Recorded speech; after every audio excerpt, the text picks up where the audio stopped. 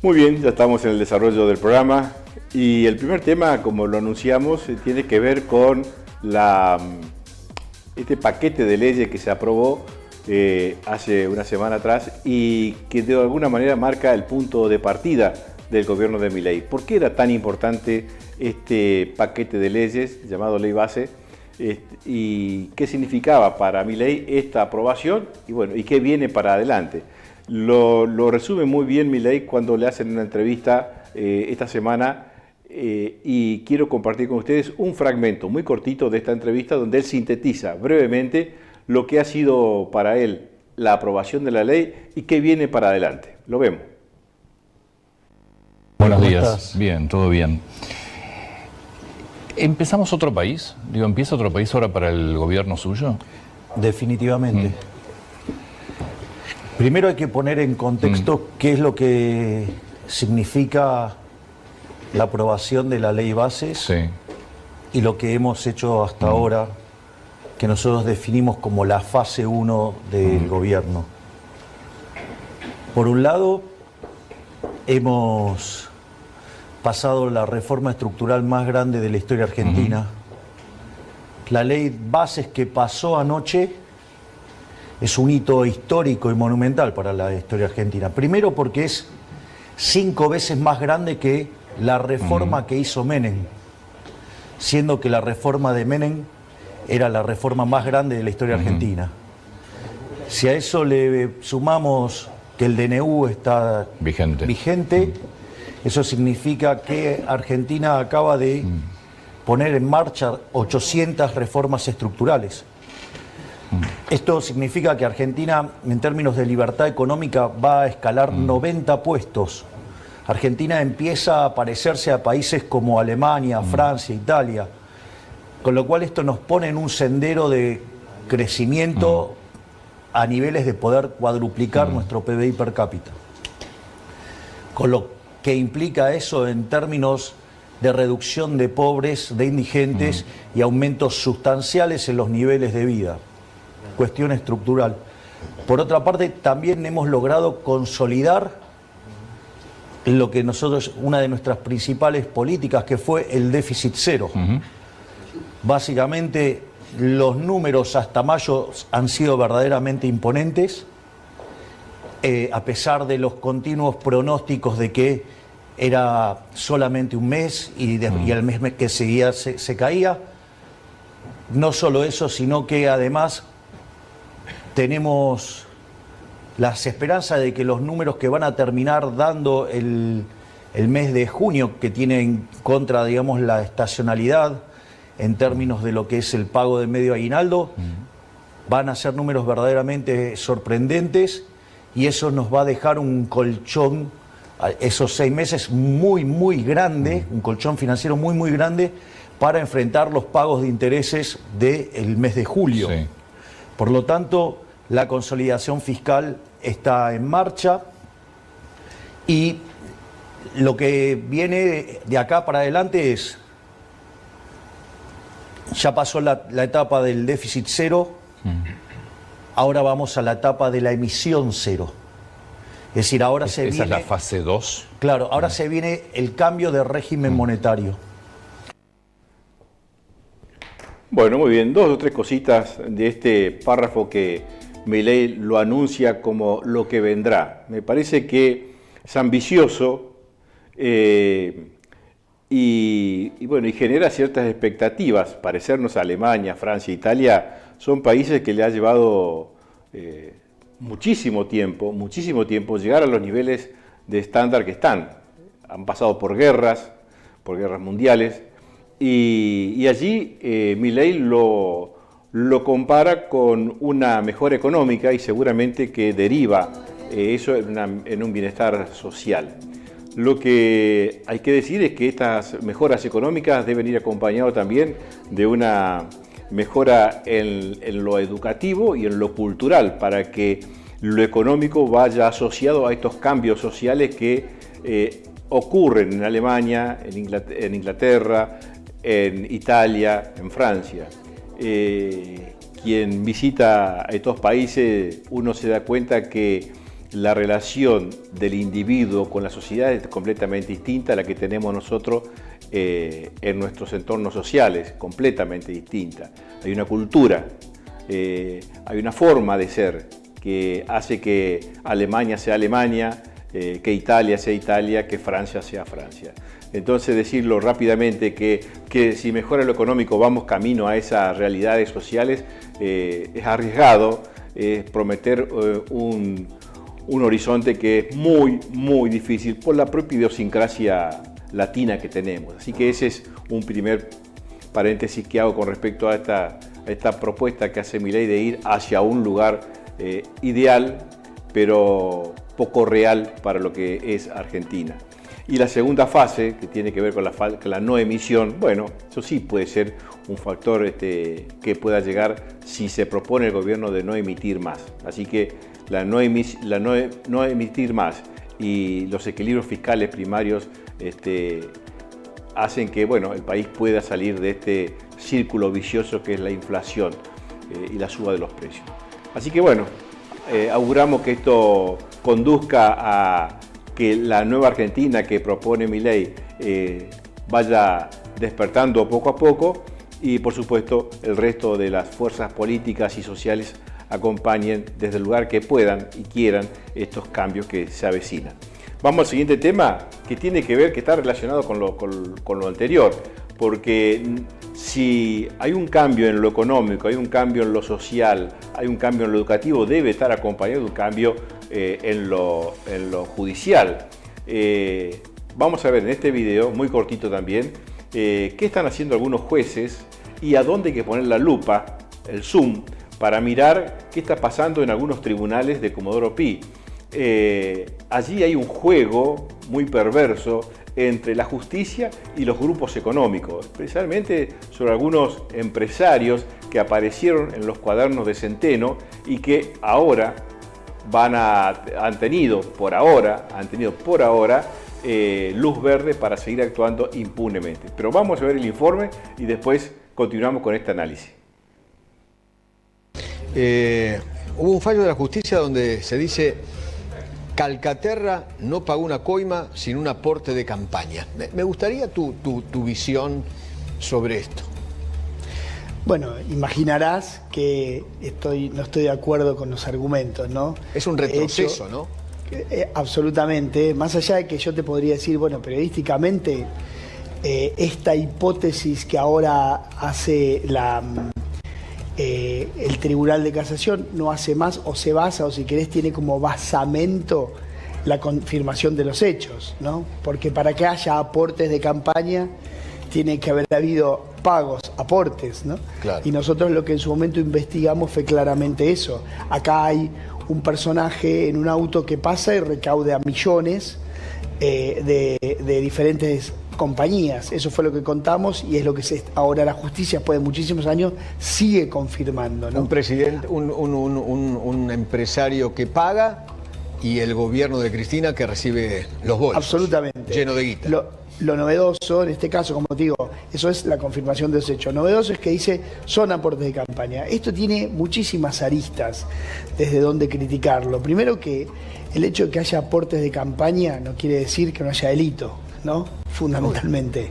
O sea, que sea un aporte de campaña no borra un delito. Eso por un lado. Por otro lado, lo que se está buscando claramente es sacar a los empresarios. Yo creo que este caso, en el derecho penal, vos lo conocés, sos abogado como yo, existe lo que se llama el principio de analogía, que es, bueno, a casos similares, a situaciones similares, se debieran aplicar las mismas remedios, con lo cual es una puerta de salida que se abre, hay que ver si se usa o no, para muchísimos empresarios. Segundo, es que es casi que lo que hizo la casación es escribir el manual de la impunidad. ¿Por qué? Porque vos lo único que tenés que decir cuando pagues cualquier coima, empresario corrupto argentino, según los dichos de la Cámara de Casación, es decir que son aportes electorales. Y si querés ser más prolijo, pagá los años impares, que son los años que hay elecciones, ¿no? Y los otros no pagues. O si pagás los otros años, decir que son aportes para partidos políticos. Total, no pasa nada. Y después las consecuencias de lo que significa esto pasar a la justicia electoral. ¿Por qué? Porque la mayoría de esos hechos, o si querés, de esos delitos, que ya no son delitos, sino que son hechos, infracciones a la ley electoral, están todos prescriptos. Prescribieron hace muchísimos años, porque tienen diferentes prescripciones, con lo cual está todo prescripto. ¿Qué te quiero decir? Que es básicamente la puerta para la impunidad absoluta de Calcaterra y de todos los que usen ese camino. Por eso yo le decía que veo muy difícil este anhelo que tiene Milei de llevar a la Argentina a estos países ya maduros desde el punto de vista democráticos, desde el punto de vista judicial, desde el punto de vista político también. No digo que no haya corrupción, ni en Alemania, ni en Francia, ni en Italia, ni en ningún país europeo. Las hay. Pero allí está la justicia que mira con ojos muy clínicos cada movimiento de este tipo y bueno, y después procede. Manopolitis en Italia fue un caso emblemático.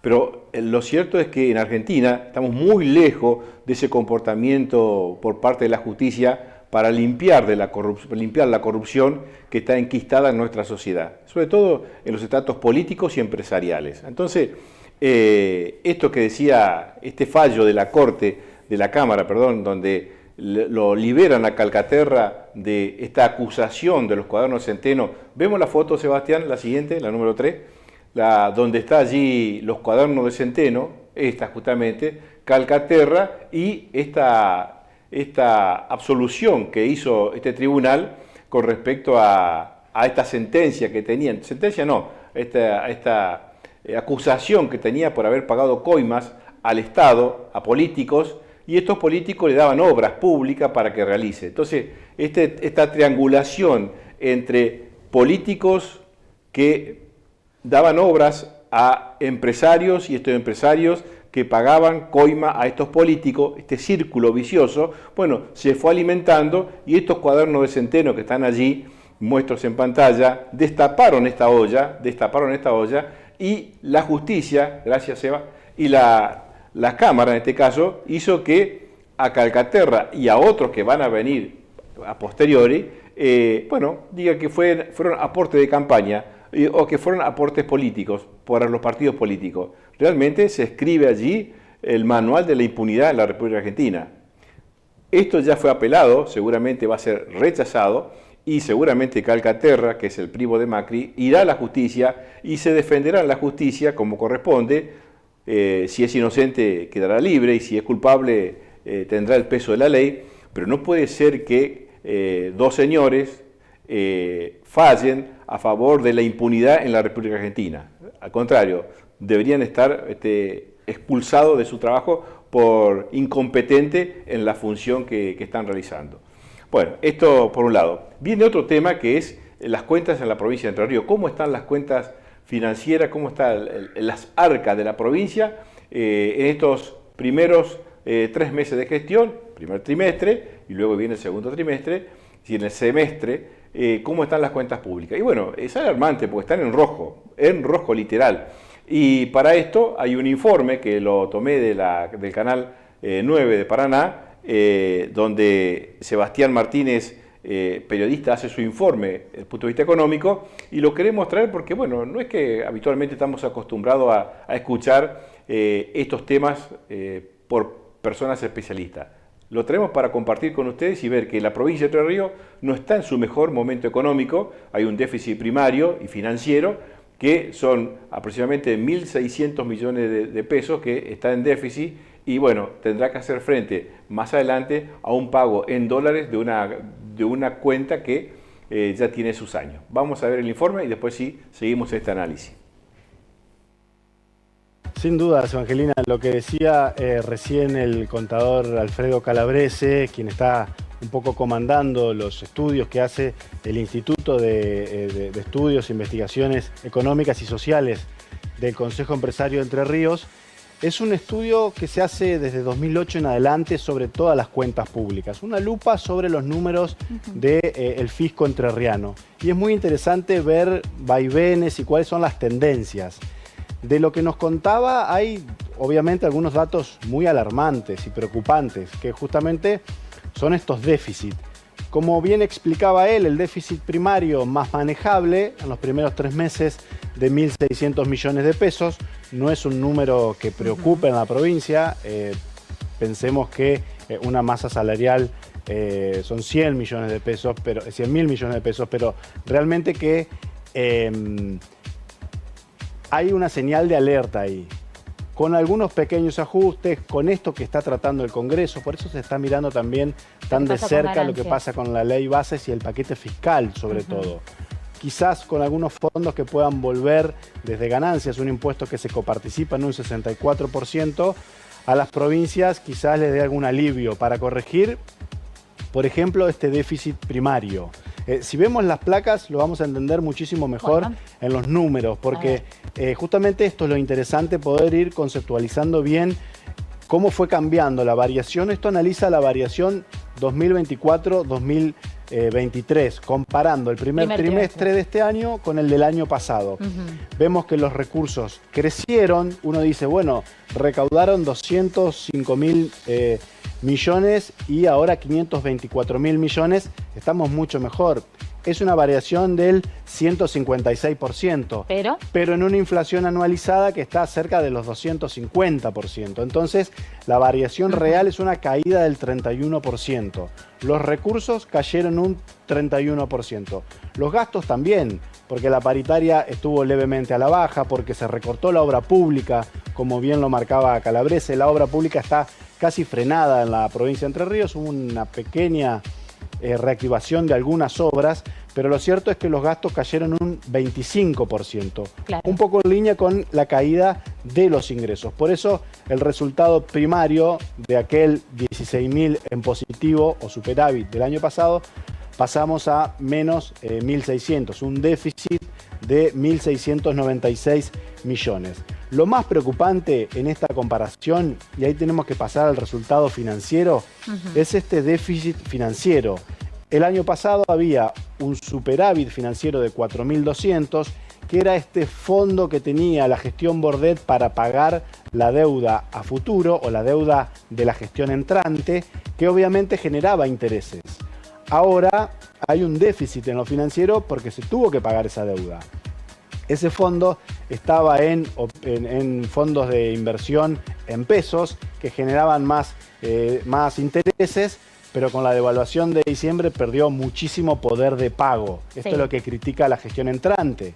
Me dejaron un fondo que no estaba linkeado en dólares y pasamos a tener casi la totalidad del primer pago a solo tener 15, 16 millones de dólares. Entonces esto generó un rojo financiero muy grande, que son estos 30.000 millones que tiene el gobierno en estos primeros 3 meses. Recursos tributarios nacionales, ¿esto va en coparticipación? Exacto, esto es la coparticipación. Podemos ver que tiene una caída del 18%, seguridad social son los ingresos de ANSES, también tiene una caída, los recursos tributarios provinciales, esto básicamente es ingresos brutos. Ingresos brutos representa el 70% de la recaudación provincial. Un impuesto atado a la actividad comercial, una actividad comercial que está en caída. Ayer el mismo Calabrese nos decía la actividad en la economía entrerriana cayó 6%, bueno, ingresos brutos o la recaudación provincial cayó un 24%, o sea, también cayó con respecto al año pasado. Si vemos, todos los recursos están en negativo, o sea, el gobierno recauda menos, gasta menos, pero está en una situación muy complicada. ¿Qué pasa o cómo se origina esto? Bueno, el origen de los problemas fue un poco aquellas medidas tomadas en el clamor de la campaña de suprimir ganancias y de suprimir el IVA en muchos elementos que la gente compraba, y esto generó que mermen la cantidad de millones de impuestos coparticipables. Claro, no se previó de qué manera esto afectaba a las provincias. Se iba a compensar. De hecho, el propio gobernador Bordet reconoce, nosotros los gobernadores peronistas le reclamamos al gobierno nacional, aquel entonces Alberto Fernández, que instrumente algún elemento para compensar la pérdida de ingresos de las provincias. ¿Y esto no sucedió? No sucedió porque las provincias ya despidieron el 2023 en déficit. O sea, el 2023 cerró en superávit, pero explicado por los primeros 9 meses del año. Los últimos 3, el último trimestre de la gestión Bordet fue deficitaria. Esa inercia, ese tobogán que ya venía en declive, fue lo que heredó la gestión entrante de Frigerio y explica en gran parte lo que está pasando con los números de la provincia. Acá vemos la composición de los recursos tributarios provinciales, lo que decíamos recién, la gran importancia que tiene ingresos brutos. Y está dividido en dos. Ingresos brutos directos son las empresas entrerrianas, las empresas que están afincadas aquí en la provincia. Sí. Ingresos brutos multilateral son las ingresas nacionales, hipermercados, empresas entrerrianas con sede en otras provincias que pagan mediante convenio multilateral, tributan en Entre Ríos pero venden afuera. En la torta es muchísimo. En la torta es muchísimo lo que explica ingresos brutos. Fíjate que los impuestos inmobiliarios automotor, que todavía no se han liquidado en el primer trimestre, los vencimientos están cayendo en estos meses, por eso representan tan poquito de la torta. Demoró muchísimo por la actualización. También se demoró, ¿no?, por la actualización. Una serie de problemas que hicieron este tsunami en las cuentas públicas que realmente afectó mucho, y este número de 30.000 millones de déficit financiero en los primeros meses explica mucho de lo que va a venir. Por eso es importante la ley bases, por eso el gobierno está mirando qué pasa con el riesgo país, porque hay otro vencimiento de deuda que puede llegar a generar un agujero financiero similar. En agosto la provincia de Entre Ríos tiene que pagar otros 64 millones de dólares, que ya no podemos traducirlo rápidamente en 64.000 millones de pesos, porque el dólar ha subido, pero lo cierto es que es un número muy importante de recursos que la provincia hoy no tiene. Herramientas que tiene para pagar esto, y uno piensa primero en la refinanciación. Eso es al menos lo que se está evaluando entre el Ministerio de Economía provincial para ver cómo responder ante este vencimiento. ¿Refinanciamos esto? ¿En qué contexto? ¿Con qué riesgo país? ¿Con qué sistema financiero? Por eso es tan importante, y el gobierno mira tan de cerca lo que está pasando en el Congreso Nacional, porque las cuentas públicas preocupan y mucho, y este vencimiento de la deuda de agosto seguramente marcará un antes y un después en lo que son los números entrerrianos en todo el 2024. Un futuro en el mediano plazo ajustadísimo. Ajustadísimo e incierto, diría yo, porque lo que pase con ese vencimiento realmente que va a definir muchas cosas. Sebastián Martínez, muchas gracias, como siempre. Sí. Bueno, ahí está, muy sintético, muy preciso, es muy claro. Es decir, la provincia de Entre Ríos no tiene plata. No tiene plata por todo lo que ha bien hecho esta descripción minuciosa Sebastián Martínez. Y algunos puntos para resaltar nada más. El gasto primario un 25% por debajo de lo estándar. Los recursos cayeron un 31%. Resultados financieros en rojo, la provincia. Y bueno, entonces todo esto trae como consecuencia que hay que pagar sueldos, la gente quiere aumento de sueldo con su justa razón, y hay que atender estos reclamos salariales, y la caja tiene estos déficits que ya lo viene trayendo de hace muchísimo tiempo. Y bueno, y es una frazada corta, se cubre una parte pero otra parte queda al descubierto, se cubre esa parte y otra queda al descubierto. Entonces la situación es complicada y viene un panorama para agosto que hay que pagar 64 millones de dólares de un préstamo que se sacó en gestiones anteriores. Entonces, incierto y con mucha preocupación por la situación económica que atraviesa la provincia como consecuencia de, bueno, estos gastos que se han hecho en gestiones anteriores y que no han tenido el respaldo financiero para sostenerlo en el tiempo. Este es el informe, esto es cómo está la provincia de Entre Ríos. Espero que lo entiendan y bueno, por supuesto, anhelamos a que se comience a reactivar la obra pública para que haya más actividades, para que haya más desarrollo, pero por supuesto, por el otro lado tenemos esta compensación de plata no hay, pero se necesita obras. La gente necesita cobrar mejor, pero no hay recursos para poder financiarlo. La provincia gasta menos, pero lo que se recauda no alcanza. Entonces, bueno, como siempre, es un dilema que vive la provincia, y no solamente la provincia de Entre Ríos, muchas provincias. Lo dijimos el miércoles pasado, La Rioja ya está emitiendo un bono, una pseudomoneda, y no es este el camino que queremos para Entre Ríos, para ninguna provincia de la República Argentina. Ojalá que ninguna más siga este camino de endeudarse y financiar con cuasimoneda. Así que bueno, vamos a una pequeña pausa y ya seguimos con los temas provinciales.